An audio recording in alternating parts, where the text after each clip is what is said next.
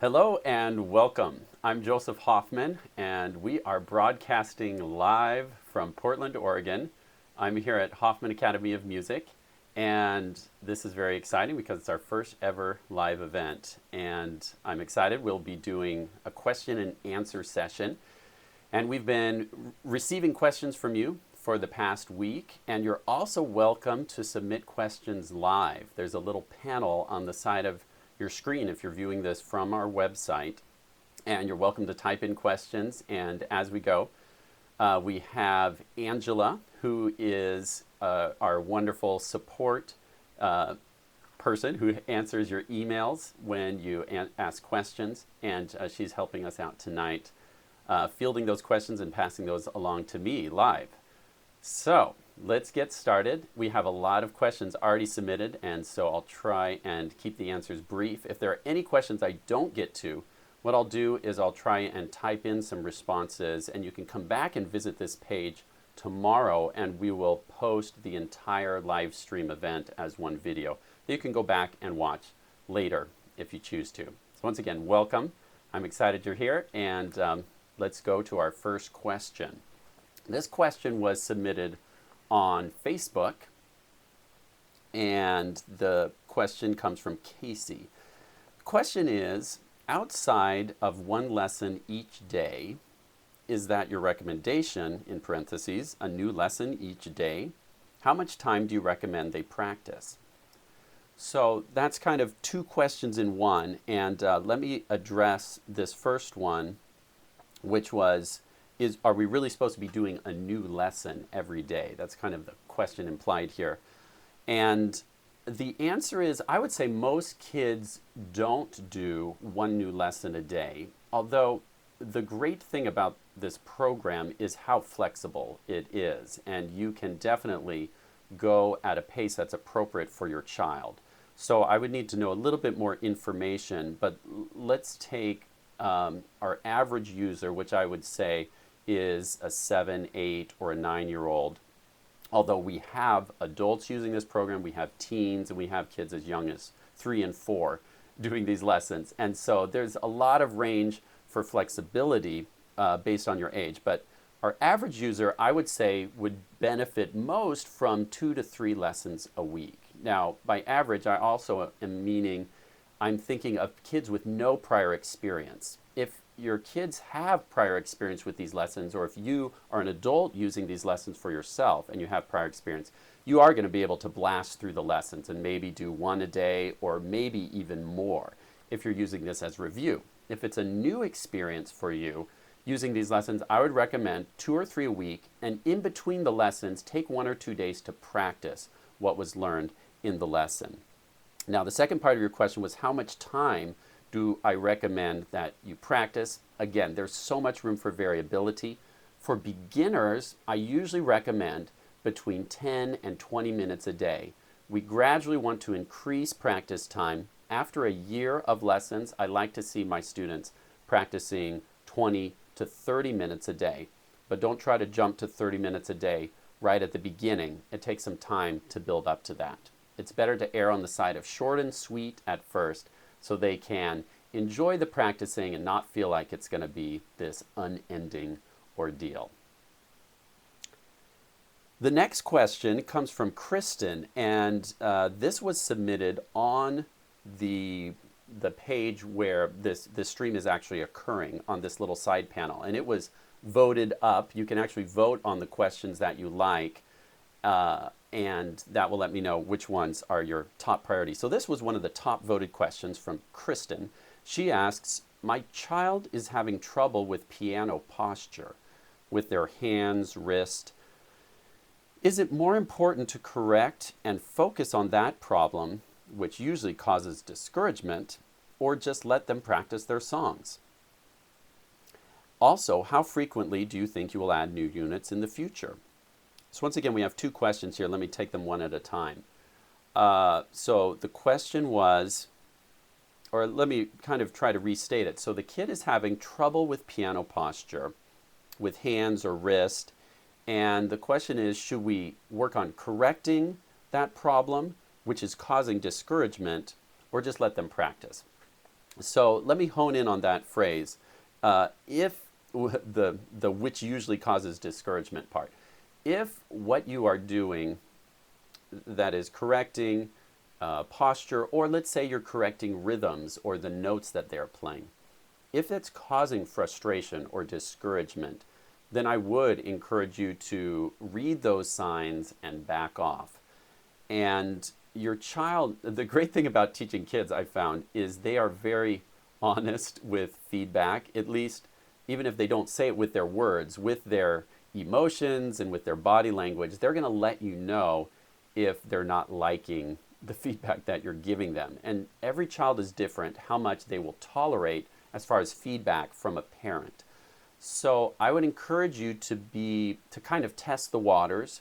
Yes, I do want you practicing with your child, giving them support, giving them encouragement, and challenging them to play their best, encouraging them to play with good piano posture. But if they're finding it annoying, then please back off. You don't want to create a power struggle. You want this to be fun and positive. So let me just throw out an idea for dealing with piano posture. I have these finger puppets, and I'll use these in my lessons. You know, you could, if a child is like thinking a finger puppet's going to be too childish, you can use like an action figure or a favorite stuffed animal. So the finger puppet, if they have good piano posture, the finger puppet's going to watch them play, and I'll have the puppet like right there next to their fingers, and it might be dancing a little bit to the music. But the minute they have bad piano posture, they're going to turn around the other way and not watch anymore. And you know, it's funny how kids will try so hard to keep, you know, the animal from turning around. And so now, without being a nag or, you know, harping on it to the point of frustration, you've turned it into a game. And that's one way you can do it. You can also do things like, I'm going to put 5 pennies on the piano, and every time I see you do, let's say they're having trouble because their wrists are too low while they play. Remember, you want a level wrist as you play. If that's the problem, say, okay, let's start off with a level wrist. Every time I see your wrist go down, you're going to lose a point. And again, you want to keep it positive, even though you're giving a negative consequence. And what I mean by that, let's say they play through, you know, one line of music or the song they're working on, and twice you took away a penny. At the end, don't be like, oh man, you lost 2 points. How terrible. Instead, be like, wow, you got 3 points this time. Shall we try it again and see if we can get your score even higher? I bet you could get a 4 or a 5 next time. You know, I've learned a lot from video games, actually, just because kids love video games. And the reason why is they set attainable goals, and they give very clear feedback, and the kids can see their progress as they get more points, as they move up levels. And so I've become a more successful piano teacher and practice partner for my own 2 sons as I turn practicing into a game. So find a way to make it a game, and I think you'll meet less resistance. The second part of that question was, am I going to add new units in the future? And the answer is definitely yes. I'm working on Unit 5 right now with 20 more lessons. That will bring us up to lesson 100. That should come out sometime this fall. I'm thinking in November, if not by December. And keep wanting to add more units after that. I never plan to stop as long as we have people out there watching. Let's go now to Sarah from Lincoln, Nebraska. She asks this question. She writes, my almost 7-year-old is doing well with your lessons. Despite the typical problems of lack of focus or minimal piano practice, he does at least some practice every day. With other demands on my time, parentheses, other little children, I can't sit with him very often and be the good practice buddy that I would like to be. When I do sit with him, he gets irritated by my suggestions and interference. I try hard not to overcorrect him, but if I don't make suggestions, his practice tends to be minimal. Is setting a timer a good way to do it? What is better, having a practice list or setting a timer? Perhaps a combination of both. I don't want him to dread practice. This is a really great question. I appreciate it. Sarah, what I would encourage you to do is not use a timer. I've had, over the years, as I've taught lessons to live students here at my academy, and I've heard feedback from parents. I think for beginners, you don't want it to be so much about how long you practice. I think there may be a place for using timers with more intermediate to advanced students, but for beginners, I want them to just focus on doing their daily practice routine. And the practice routine can be very simple. Again, I would keep it short and sweet. Try, in fact, to end it before they want to end it. You know, if you always wait until they're like at the end of their rope, they'll always have a bad taste in their mouth at the end of the lesson. But if you can end it while they're still enjoying themselves, they'll be more likely to come back with a smile the next day. So again, I would recommend having just a checklist you're going to go through. And you know, when you get through it, you're done. And then there's motivation, not just to fill up time, but there's motivation to get the job done and have a good time while you're doing it. Again, for beginners, 10 to 15 to 20 minutes is definitely sufficient. If you go to the support section of our website and search for, what is it? Excuse me, I want to find it. On our support page, if you search for piano practice checklist, we have a downloadable checklist that can help guide you through daily practice. And that's what I would encourage you to do. All right, going back to Facebook, we had a user ask, what is your take on incentives and rewards for practicing or meeting a goal while the love of playing isn't quite there yet? That's another really great question. Thank you for that. Yes, there's two kinds of rewards. To oversimplify a little bit, we've got those intrinsic rewards of doing whatever you're doing just because you love doing it. So the intrinsic reward of piano study is, wow, it's so fun to play the piano. And that's definitely the reward that we want to focus on. That's the reward we want our kids to anchor to over the years. Now, if that love and that passion isn't there yet, what do you do in the meantime? Well, I am totally in favor of short-term, not necessarily ongoing forever, but short-term reward systems that just help make it a more pleasant experience. If your kid loves playing video games, you know, okay, well, we're not going to do your 15 minutes of video games or however long you do in your family until we get our piano done. Or maybe if you say, every day this week, I made this chart, and here's 5 days that we're going to practice, and every day you come to practice with a smile. The minute I say, hey, Aaron, it's piano time, and you come with a smile, I'm going to put a smiley face in that box.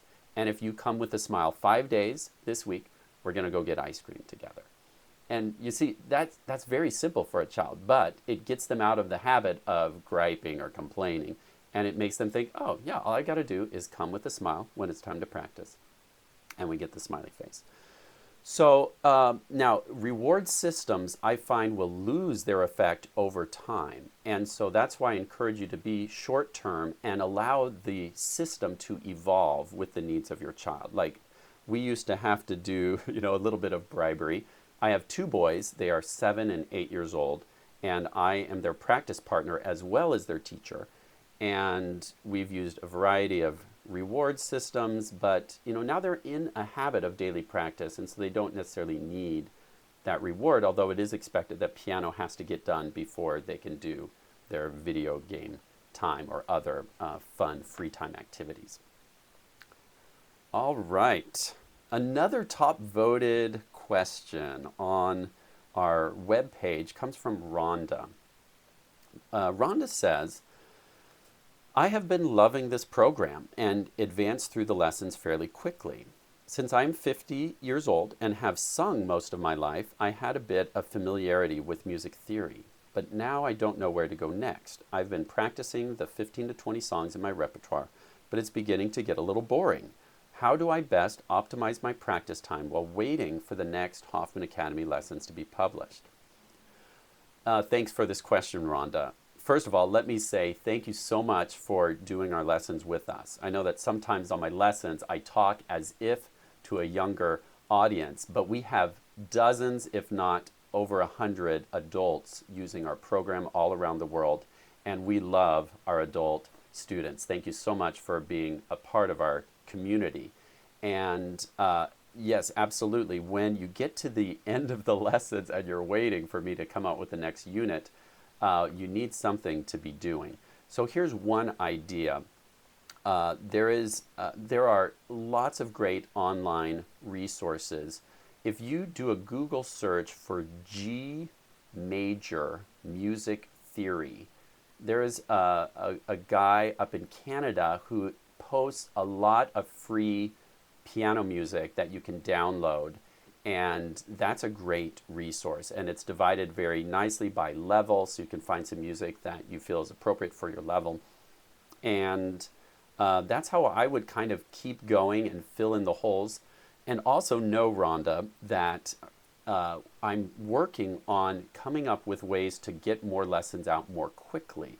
For example, just this week, I'm working with a videographer. In the past, I've done all of the video editing myself, but I'm in the process of hiring a videographer who will do the editing for me, which should, I believe, double the speed at which I'm able to produce new units. My goal is that going down the road, I'll be able to come out with a new unit every other month. In the past, it's been a lot slower than that. So thanks for hanging in there with us, Rhonda, and know that more units are coming. All right, another upvoted question from our users, and this is from Tessa. She writes, I'm having trouble memorizing notes. I write them out and do flashcards, but still can't get them down. Any tips? Thanks for that question, Tessa. Yes, I can give you some tips on that, on notes. I think there are two main approaches to learning to read notes, and I think both are important. But one of them gets overemphasized a lot with traditional piano teaching, and that method is just seeing a note and being able to say, oh, that's a B, or seeing a note and saying, oh, that's a C sharp. And so there are all these mnemonic devices like Every Good Boy Does Fine to help you be able to quickly say, oh, that's an F. Well, that's an important skill to have. I'm totally in agreement with that. But I actually think that skill is less important than the ability to be able to see the motion of the notes, going from note to note. How does this note relate to this note, relate to this note? For example, when you're sight reading a piece, let's say you gave me a sheet of music I've never seen before, and I sit down to play that. I'm not going to look through all of those notes on the page and think, okay, G sharp, A, B. What I do is I look for patterns, and I see, oh, here's 5 notes in a row stepping up, and then there's a skip of a third down. And that way, I can, quickly grasp the patterns, and I'm able to process the music much more quickly. So how we teach, or how I teach note reading at Hoffman Academy and with my online lessons, is to see those patterns of stepping up, stepping down, skipping up, repeating, and then the naming the notes also is a skill we develop simultaneously with that. Now, the answer to the question depends on what you want to develop. And again, I encourage you to work on both. If you're just looking at drilling and being able to quickly name the notes, I suggest you take just 5 notes that you want to focus on, maybe from middle C up to treble G, and just drill them, mix them up, use flashcards until you know them instantaneously, just like we ask kids to memorize their multiplication tables. We want them to instantly know that 7 times 4 is 28 without having to even calculate it. And same with note reading. We want our students to be able to look at a note and instantly know that that's an F or a G without using any tricks or anything. It's just recognition.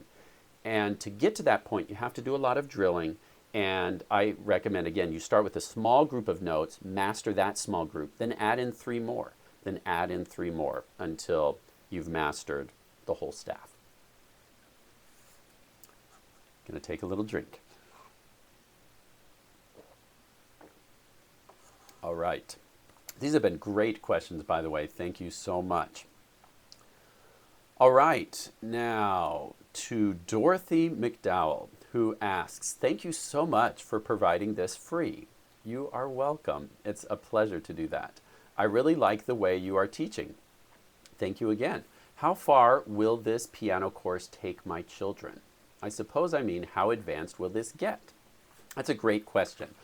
So far online we have 80 lessons, and those 80 lessons are equivalent to, depending on the piano teacher, anywhere from about 7 or 8 months of piano lessons to a year and a half, depending on the pacing of the teacher. So these are definitely geared towards beginners, and once you finish this, you're going to have a solid about a year of piano lessons under your belt. Again, I'm going to keep adding more units, and as I add more and more units, my goal is to be able to take students all the way to playing Beethoven sonatas. If you wanted to, my hope is that you'll be able to go through my entire course and go audition for a music school at the college level. And that's an ambitious goal, but I believe we can do it. Online learning is here, and it's here to stay, and it's a great way to learn. You get a lot of control as the user. You can go back and rewind as many times as you want, and I found that kids feel very empowered when they learn online because they get some more control of their learning experience and environment than they do in a more traditional setting. All right, this next question comes from Amy, who is in Calgary, Alberta, Canada. And she writes, my 8-year-old great-granddaughter, Isabella, has been taking piano lessons since age 5 through the Toronto Conservatory of Music in Winnipeg, Canada. Her teacher has told Isabella's mother that Isabella is not learning her notes. This is because when Isabella's teacher assigns her a new piece, the teacher plays it for her to give Isabella an idea how the piece goes. On hearing it, Isabella immediately memorizes it and plays it when she gets home. I don't think the teacher knows this. I hope you have some suggestions. Well, thanks for that question, Amy. It sounds like your great-granddaughter is very talented with playing by ear. And it's very, very common for students to be stronger in one way or the other. And that's either ear playing or sight playing. And if they're very strong sight readers, they generally don't have as good an ear, and vice versa.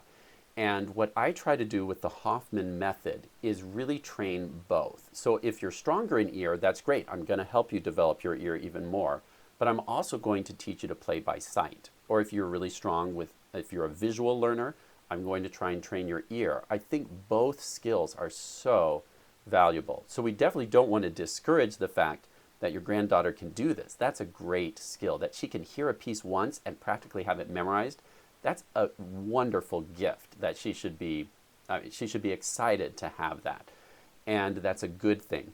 So in my piano teaching, what I find it's very important to do is differentiate between sight reading training and repertoire training. And by repertoire, I mean those pieces that you're going to master and own that piece. And it's part of your soul. And you can sit down anytime, anywhere, with or without your music, and play that song. It's in you.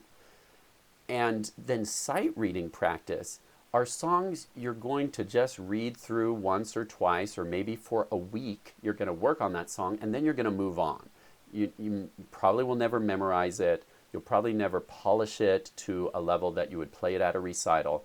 It's just to practice reading notes. And actually, the more you do, the better. And so if you try to polish it and memorize it, you're kind of defeating the whole purpose of sight reading practice. So I like to have my students sight read something completely new every day. And when they come in for a lesson, I don't even listen to what they did before. I want to give them something new that they've never seen before and have them play it so I can see how are they truly sight reading, not how well can they play a piece that they've had a week to practice. So therefore, what I would encourage you to do with Isabella, or maybe have a chat with her teacher about this, is, hey, can we get her doing some sight reading? And very often, if you're playing at this level for repertoire, your sight reading may only be down here. And the problem with some teachers, I think, is that they allow that repertoire ability to go so far past their sight reading. The kids feel pretty miserable sight reading. Or there are other teachers who only allow their kids to play at the level that they're sight reading, and that gets kind of boring for some kids because most kids can play at a level, at one or two levels beyond their sight reading ability, if that makes sense. So again, what I encourage you to do is get her doing some sight reading. Find some books that are really easy for her, probably two levels or more below her playing level for repertoire. And you want her to be really successful and let her read something new every day, or at most spend 2 or 3 days on it. And then, okay, hey, let's try another song. And if you find something that's easy enough, she'll just start to get that momentum. You want volume, quantity over quality when it comes to sight reading. And again, those standards don't apply to repertoire where we're trying to polish, but when you're just trying to get in that groove, that's what I would recommend. All right, now we're going to Lauren. Her question is, hi, Mr. Hoffman. My 6-year-old daughter is learning fast with your lessons. I'm very glad to hear that. She can play 5 songs from your lessons so far, but kind of stuck there. How can she go further and be more consistent with practice? I need your encouragement. Okay, Lauren, you've got my encouragement. I definitely encourage you not to give up and to stick with it. Let's see if she knows 5 songs. Let me quickly pull up my website, Piano Units, and see what song she's probably on, if that's the case. If she's around 5 songs, she might be, I'm just going to guess here, around Rain Come Wet Me or Mouse in the House. That's around lesson 22 or 26. And coming up on Who's That and Let Us Chase the Squirrel. And those songs are getting a little more complex and involved. I guess I would have to ask, have you gone through those lessons pretty quickly? And have you taken the time to really practice and master each step along the way? One thing that can happen if you blast through the lessons and those easier lessons and songs without really mastering them, sometimes you can hit a wall where now suddenly you realize, oh man, I don't quite have the skills to go on. So how do you help your child get over that hump? What I would do, again, parents, hats off to you. It requires so much creativity and love and persistence to help a child get down this road of musical mastery. It's a long road, and it's so rewarding if you can do it. So what I would have you do is think through, okay, did we go through the lessons too quickly? Because if she's hitting a wall, that might be it. If she needs some review, come up with some kind of program, maybe again a reward system, some chart where if we just practice 10 minutes a day, and again, let me discourage you from setting a timer. The time frame is more for you to keep in mind than setting a timer for the child. But think, okay, let's choose, maybe you make little flashcards and write the name of each song on the flashcard that they know so far and make a game out of it. Mix up all the cards and let them choose a card. And okay, that's the song we're going to play. And then maybe you have another deck of cards that says how they play it. And in that deck, you could have right hand, you could have left hand, you could have C major position, you could have D major position, assuming they've learned D major, or any other positions. And so then, you can draw a card. Oh, I'm going to play chocolate, and you draw the other card in with my left hand, or hands together. So there can be some variety, and you can kind of turn it into a game to review those skills. Also, be sure to do those finger power exercises. Those aren't as fun for kids, but those will really help develop coordination. Again, you can come up with a motivation system. We've sometimes used chocolate chips with my boys because they're small, and so it doesn't give them too much sugar all at once. And for every little step that they will accomplish, let's say they do their finger power, hand over hand, one time, oh, you just earned a chocolate chip. Okay, let's do it again. The key is repetition. And what kids don't realize is they think they've got it, but they just need to do it again and again and again. So your job as a parent is to make it fun to do it again and again and again by coming up with some kind of game. You can use pennies, you can use Cheerios, you can use M&Ms, chocolate chips. Every time they repeat, boom, you put one up there. Or you can make a game out of use one of their action figures or a little army guy.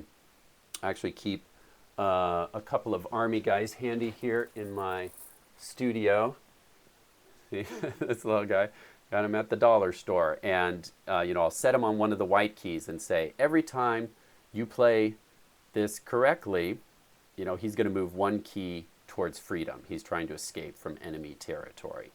You can use dolls, stuffed animals, whatever to make it engaging and fun. Thanks for that question. I hope that's helpful. All right. Debbie Park from San Antonio, Texas would like to know, what do you recommend for students after they complete your program? It's a great question, Debbie. I think you have a couple of options. Number one, you can, it's a great time actually when you finish my program to graduate to a live teacher. I highly recommend that you invest the time to really find a good teacher. There are a lot of great teachers out there, and there are a lot of mediocre teachers. And you want your child with a great teacher who will nurture their love for piano. I have a blog post. If you go to the blog on our website or the support section and do a search for finding a piano teacher, I offer lots of advice there about how to find a great piano teacher in your area. Another option would be to just wait for new units to appear. Now, at my old pace of putting out new units, I think that most kids are going to get bored waiting for those new units. But again, I'm trying to increase the pace that I'm putting out new units so that I can keep pace with my students. I know that in the past I've not been keeping pace, that kids can progress faster than I'm able to put out units, but I'm trying to solve that. So in the future, hopefully, I can keep pace with any student and just grow with them, that as they're finishing one unit, a new unit is coming out by the time they get to the end. All right, Mehul asks, my son and I are beginning piano lessons. I have bought a Yamaha entry-level electronic piano. When shall I buy the acoustic piano? How do I know if my son and I are ready for it? That's a great question. I love playing on acoustic instruments. Let me rephrase that. I love playing on quality acoustic instruments. I've played on some very old acoustic instruments that I have not liked at all. There's definitely a wide range in quality, and generally, if a piano is 80, 90, 100 years old, it's near the end of its usable life. The actions get stiff, but a quality acoustic piano, there's nothing like it. It responds so well to your touch. There's a huge dynamic range. Digital pianos now are quite good. If you get a quality digital piano, they've done a very good job of replicating an acoustic piano, but still, it's not the real thing. And I don't know that technology will ever get to the point that it gives you the same amazing responsiveness that a good acoustic piano has. So when should you upgrade to an acoustic? I say the sooner the better, but I know it's a huge jump in cost. So is it okay to start on a digital piano? I recommend you start out with 88 weighted keys. And if a digital piano is right for you at the beginning, I think that's totally fine. But I would say by 2 to 3 years, if you're getting more serious, I would say as soon as possible, try to upgrade to an acoustic instrument. I think you'll love it. All right, Emmy asks, thank you for all of your help. My name is Emmy and I am 7 years old. Hi, Emmy. Thank you for watching and for your question. She asks, how long should I practice each day? Also, how should I practice scales? Great question, Emmy. I think how long you practice every day really depends on your level and your own motivation. I want you to love playing the piano. And so I have some students who practice 1 hour every day. and they like it. It's a fun thing. They're enjoying the piano and they work hard. But now these are my more advanced students who have been doing lessons like 6 or 7 years. My beginner students, I encourage to practice about 15 to 20 minutes a day. But as I said earlier in this broadcast, I don't recommend using a timer. I just want you to set some goals for yourself, like maybe use a practice list that you're going to do every day. Work on some finger power, work on your new songs, do some sight reading, and review the old songs that you've learned recently. And then you're done, however long that takes. You also asked about scales. And again, I need to know more about your level to really answer that question well. But I recommend you do scales and other kind of, I call scales and other kind of exercises finger power. So I recommend doing that kind of thing at the start of your practice. That kind of helps get your fingers flexible and warmed up for your practice routine. I find that I play better after I've done some exercises for my fingers to get them moving. And again, I recommend you do it every day and try learning scales in as many keys as possible. Thanks for your question, Emmy. All right, we are now going to Carla. And Carla asks, my 6-year-old has been loving lessons with you. My older 2 children both had a year of piano and then their teacher quit. So I would love a direction with how to place them at an appropriate level, or if there even is one for them. Smiley face. Thanks, Carla. And I'm so glad that your 6-year-old has been enjoying my lessons. For kids who have prior experience, it can be tricky to know where to start with my online lessons. And I assume that that's what you're asking about when you say, how do I know what level they're at? Excuse me. Time for another drink.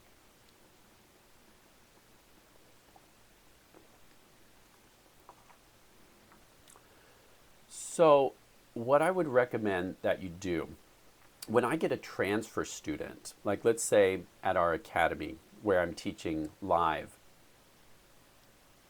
if someone comes to me and they said, oh yeah, my kid has been doing lessons for a year with so-and-so, I'll evaluate that student and see how they are at reading rhythms, how they are at naming notes on the staff, how they are at playing a very simple piece that they've never seen before. And I'll watch them play. How's their finger and hand posture?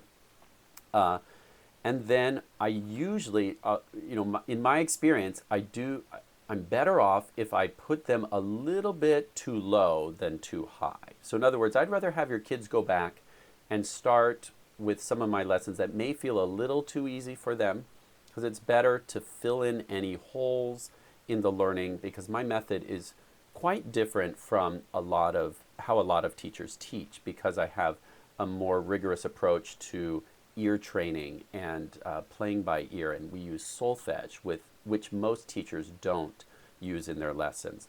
And so, again, you might want to go back, and I would go back as far as you can without totally boring them, because again, I don't want them to feel under-challenged. And it's okay to kind of blast through the lessons more quickly if it's feeling like review to them. So that's what I would recommend. Find a lesson that seems maybe a little on the easy side, but not too easy. But definitely don't err on the side of going too hard.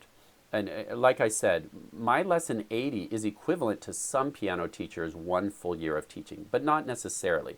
For some teachers, it's only equivalent to about, for some teachers, it's equivalent to a year and a half or maybe even 2 years of lessons, because the pacing is so different teacher to teacher. All right. Now we're going to Matthew, who asks, hi, Mr. Hoffman. My daughter completed your first 50 lessons or so about a year ago and has stopped practicing. Do you have any tips for how she can get back into the swing of things? That's a great question, Matthew. Thank you. Well, I guess if I were in your shoes, I would have a conversation with my daughter and find out how she enjoyed it and if she would like to continue with piano. In my experience, most kids know themselves pretty well with what they want and don't want to do. If she's had a little break from it and you went to her and said, hey, would you like to do piano again? And she said, no, maybe that's a sign that, okay, well, maybe piano's not right for us. And if she's like, yeah, I am excited about trying piano again, then I would help structure it in a way that, okay, if we're going to do this, let's really commit to this, and I'll, work with you to set up a system, maybe a little incentive program. If you get 30 days of practice, or let's say the goal is you want to practice 5 days a week. That's what we require at our academy for our live students. They have to practice 5 days a week, and if you do that for a month, you get a month of 5 days a week. We'll go out for ice cream or whatever is motivating to your child. Again, using a short-term reward system can help get them in the habit, because we want to create good habits, and good habits are hard to establish for kids sometimes. They may want to play the piano, they may love playing the piano, but they won't naturally, on their own accord, go to practice the piano. They may occasionally sit down and just play a song they already know, but practicing is a little bit more rigorous and intense, and it's not naturally fun. And so, as a parent, that's a gift you can give your child, is to, okay, there's this long-term reward way down the road of they're going to love being able to play the piano as an adult and for the rest of their life. But as a kid, what they really want to do is they want to play. They want to be with their friends. And it's hard to see the value of that long-term reward. Now, we want kids to love playing the piano. And so if they just absolutely hate it, well, you'll have to make that call as a parent. Some parents say, playing the piano is like brushing your teeth. We just do it, and we don't talk about it, we don't debate it. And that's up to you as a parent, whether it's a required thing like math is required and going to school is required, or if this is something you can truly choose to do. So be clear about which it is for you up front. But then once a kid decides to do it, now as a parent, you've got to set up some structure for them to practice every day consistently, or they won't stick to it in most cases. Some kids are magically very self-motivated, but in my experience, you as a parent can really help set up that daily consistency, which will get them over those humps, those times where it may feel discouraging, because again, progress requires effort, and that effort isn't always naturally fun. I hope that helps. Here is a great question. Julie says, my daughter would like to know what brought you to music and becoming a piano teacher. Thanks so much for that question, Julie, and your daughter. So music was, I think I owe it to my eldest sister, who started doing piano lessons around the time I was 6 years old, and also my mother, who started doing piano lessons herself as a brand new beginner around that same time. And I liked to keep up with my two older sisters in just about everything. And so when my older sister started lessons, I was like, I want to learn too. And I really enjoyed it. And I remember there were times where there was actually a year where I quit piano lessons in high school. And, I was kind of getting out of the groove, and I wasn't enjoying the songs my teacher was assigning me. And then I remember I was 16 years old. I was driving around Carrollton, Texas, where I grew up, and I was listening to the classical station, and I heard Tchaikovsky's Piano Concerto No. 1 for the first time that I could remember at that age. And it was the opening of that concerto, and it just blew me away. And it was so powerful, and I thought to myself, I have to play this someday. And that was a turning point for me. I got back into piano lessons. I started practicing 4 hours a day, waking my sister up at 6 in the morning because the piano was right next to her bedroom, and she hated it, but she was supportive anyways most of the time. And yeah, from there, the rest is history. I've always loved piano, and actually in college, I was studying for a while to become a conductor. I was working on my master's degree in conducting, and during that time, people in the neighborhood started asking me to teach their kids piano lessons, which I'd never done before, and that's when I fell in love with piano teaching. I realized what an amazing and interesting job it was to figure out how to help kids learn this great skill of piano lessons. So anyways, that's the short story of how I got into music and piano teaching. All right. Thanks for these great questions. Keep them coming. Next, we're going to Sally. Sally says, I am an adult learner, and this is my first experience with piano lessons. I am so fortunate to have happened upon your website. I understand the concept of pentascales and having to place your fingers in different positions on the keyboard. I'm having some difficulty, however, remembering which finger is on which key in the different scales. Aside from practice, do you have any suggestions to help deal with this? That's a great question, Sally. And again, once again, thank you, and know that you're not alone. We have so many adults using our program.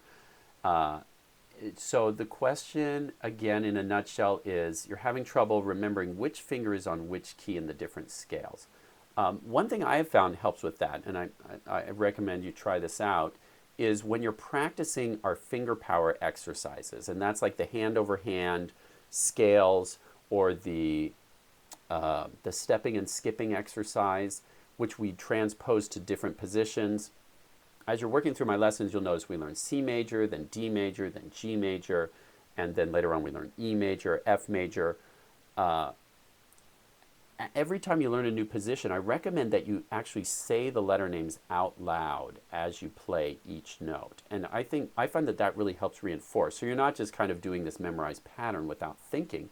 Saying them out loud as you play each note forces your brain to reinforce each name. And I think even as you're learning your songs, occasionally challenge yourself and name the notes out loud as you play. And try that out and see if that helps. If it doesn't, please send me an email, and we'll try and give you more ideas. All right, Grace asks, my 4.5-year-old is having problems with wanting to peck the piano instead of holding the right posture.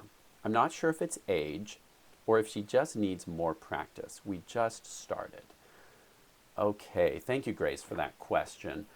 What I would say is, yes, it could be age. A 4-year-old is sometimes a bit young to start lessons. Now, let me back up. My son, who's 8, started when he was 3 years old, but let me clarify that. We did like little 2-minute lessons. And yes, it was kind of pecking at the notes. And what I recommend for kids under 5, instead of trying to use individual fingers, if that's proving to be problematic, which often it will be, remember that their fingers are little, so just to cover up like C, D, E, F, G, they're like stretching their fingers like this, which isn't going to encourage good piano posture.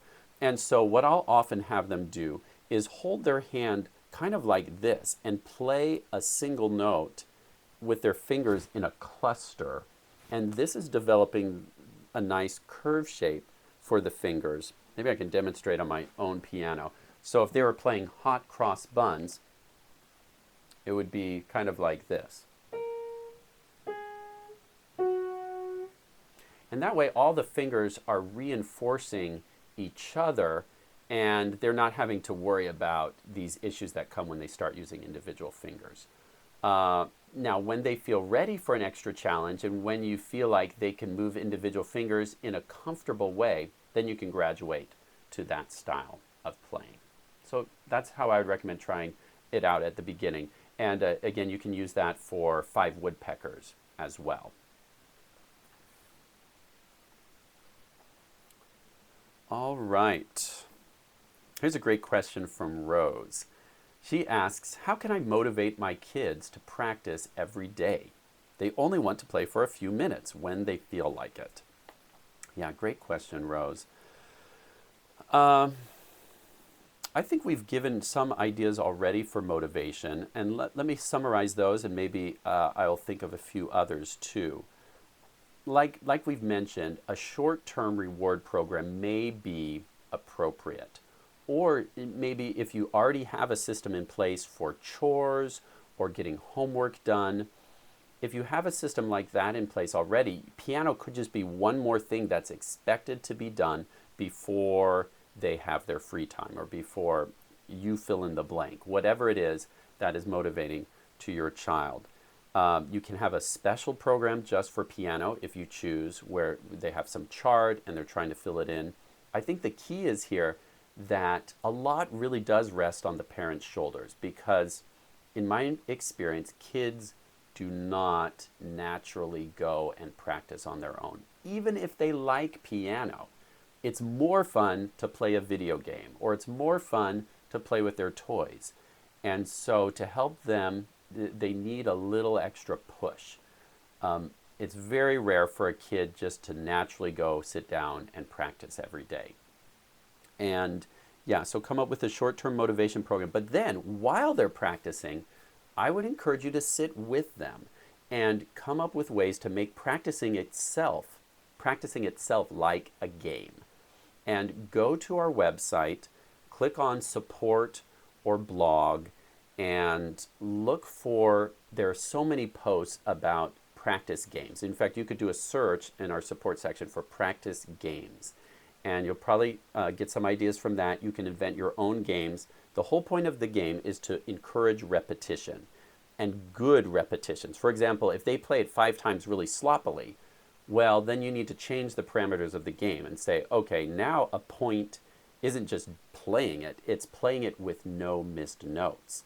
Sometimes that's not a good challenge on the first day after they learn a song, but once they get the hang of it, you want to establish that, okay, a repetition doesn't count as a repetition unless it's successful. And rather than making it onerous, like go play that 10 times, make it a game and say, okay, we've got 10 pennies here, or 5 pennies. Sometimes I like to say play your age or earn your age. And every time they play it correctly, give them a penny or put it up on the piano. If they miss a note, they lose a penny. And that actually creates a lot of motivation. It feels like a game to them. And I find that it isn't discouraging to lose a point as long as you do it cheerfully and as long as it's not too hard of a challenge. They need to be able to be successful. But it's okay to occasionally lose a point, because that can kind of encourage and even force them to concentrate, because they'll want to win that game. So I hope that gives you some ideas, Rose. If you need more ideas, please do send us an email. Okay, we've got a few minutes left, and so keep those questions coming. We're going to try and hit as many as we can. Emily writes, thank you for doing this. My kids ages 4, 6, and 8, and I are enjoying it. You're so welcome. Emily writes, they are inspired by listening to you play on your videos. They would like to know if you know how to play Flight of the Bumblebee. Thanks. Wow, that is a great question. I do not know how to play that song. That is an amazingly difficult song, and one that I have never taken the time to learn. And one thing I want you kids and adult learners to know is when you get to advanced levels, sometimes you can spend months working on one piece. So to learn an advanced piece, sometimes it's like, it feels like a lifelong commitment to, going into a serious relationship with someone. You're like, it's a big commitment, and that's one piece that I've never taken the time to master. I bet if you go on YouTube, though, you can find some amazing performance of it. Thanks for that question, though. Going to Ryan, another one of our adult learners. He says, I'm an adult working through your excellent lessons. I will not be able to tune in tonight, so I'm hoping it will be recorded and perhaps posted to YouTube. I have a question about piano posture and the trampoline-like motion of the wrist. I understand the motion you're describing. However, it seems you can't make a true wrist-down trampoline motion for every note when playing a fast piece. Parentheses, not that I'm ready for a fast piece yet. Can you discuss how the trampoline motion works with faster pieces? Do you trampoline wrist down for the first notes and then use finger muscles for other nearby quickly occurring notes? Thanks. Okay, so let me summarize just in case you haven't gotten to the lesson where we talk about the trampoline yet, although I think I do introduce that pretty early on. Basically, the technique that I teach, and every teacher is a little bit different in their approach. Maybe I should back up so you can see this better. Every note that you play, this arm will be my piano, and here's my playing hand. At first, when we're playing slowly, there's a slight drop as you play each note. And the drop allows gravity and the weight of your arm to help the note to play. If you only rely on finger strength and finger motion, that often creates tension in beginner players.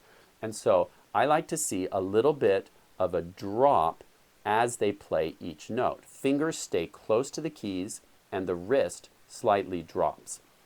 Now, so Ryan's question is like, as you get to faster songs, it is true. You are correct, Ryan, that you're not going to try and drop your wrist on every single note. And what happens in our more advanced lessons, which we'll probably get to around unit 6 or 7, is we'll talk about, I take that back, I think we're going to get to it starting in unit 5 and some of the as we get near lesson 100. As the notes get faster, you're going to think of doing them in one wrist gesture. And then the job of the wrist is to transfer the weight of the arm from note to note as you quickly move through the notes. So if I was playing 5 notes quickly, da da da da da, my wrist is going to kind of guide the weight of my arm through all 5 of those notes, da da da da da. And it's kind of called weight transfer sometimes. So again, a more advanced technique, but for now, what I want you to do is learn how to channel the weight of your arm into the note, and that weight goes down to the bottom of each key. And then the wrist floats back up in preparation for the next attack of the next key. I hope that helps. All right. Sean asks, do you have an advanced class or curriculum? And the answer is not yet. I am researching, and we're about to actually put out a survey to see what kind of additional series of lessons may be of interest. So please, when you see an email about this survey, please take the time to complete the survey. I'd like to know what you want to see. We're definitely going to keep going with our beginner course. And again, this beginner course is going to go up into intermediate and eventually advanced playing. So I don't have an advanced class yet, but definitely interested in adding one in the future. So please give us feedback about what you're looking for. All right, going back to Facebook, this question was posted to our Facebook page. Lilani asks, for practice, should I have my child repeat the same lesson over and over? Or is hitting whichever keys they want okay? My daughter is 6. She follows the lessons, but sometimes she just wants to bang the keyboard. Should I let her? That's a good question. Should we let kids just go nuts on the piano if they're feeling silly or crazy? Wow.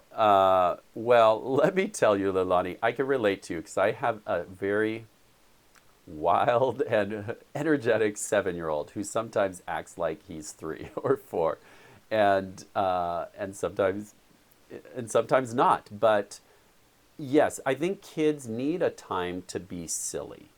Now, there also needs to be a time they're not being silly. And they need some practice to know which is which. And so, can there be free time on the piano to just be silly? Sure, but I would maybe set some rules. I do not, for example, allow kids to go up to the piano and just, start hitting it with their fist. It actually won't hurt the piano, but it doesn't feel appropriate to me. And so I just don't let them do it. Pianos are pretty strong, and actually some advanced pieces I have, you actually use your forearm to kind of bang the keys. Actually, the John Schmidt piece I play in the intro to all of my lessons has you do this move. My chord. Where you take your forearm and you just kind of smash the keys.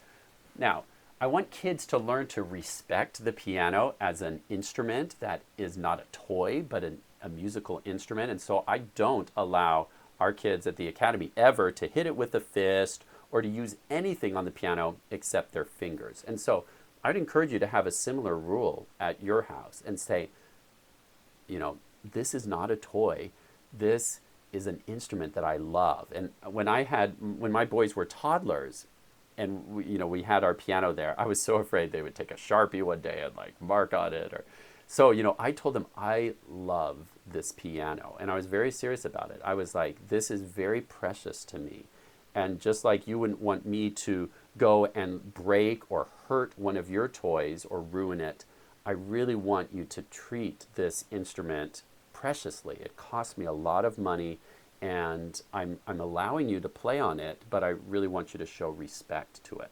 So I definitely encourage you to have some boundaries. But as far as like just being silly and messing around on the piano, I think that's very healthy, but it's not necessarily practice. So there should be practice time, which again, I encourage you to keep short and sweet, especially if there's problems with focusing. Even 5 minutes would be a good start. Have a successful 2 minutes of practicing. Say, great, we did practicing today, and we celebrate 2 minutes of successful practicing. And then the next day, maybe a little bit longer. And then another time if they just want to be silly and mess around on the keys. That's fine. Okay, I can see that it is 7:30, so our time is up. And I know there are a couple other questions, which I will try to type in some replies to.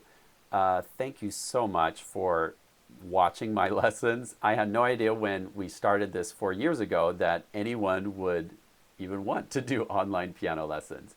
And now online learning, not just with Hoffman Academy, but with so many other sites, is really finding its place. I think it's a great way to learn. The internet has made it possible for people anywhere to learn almost anything. And we're so excited to have students in Australia, in Canada, in England, all over the United States. Have a student in Malta. It's just very exciting to hear your responses. Thank you for sharing your success stories with us on Facebook, by sending us emails. Those things really keep me going because I don't see your faces. I don't know how we're doing. So thank you for that feedback. I really love hearing from you. And please post videos to our recital page. That's a great way for me to see how you're playing. Go to the lesson link on the navigation of our website. Hover over lessons and you'll see a recital page. That's a great place to share your students' performances. Thanks again for watching this live stream event, and we'll do this again. I'm Joseph Hoffman, and I'm now signing off.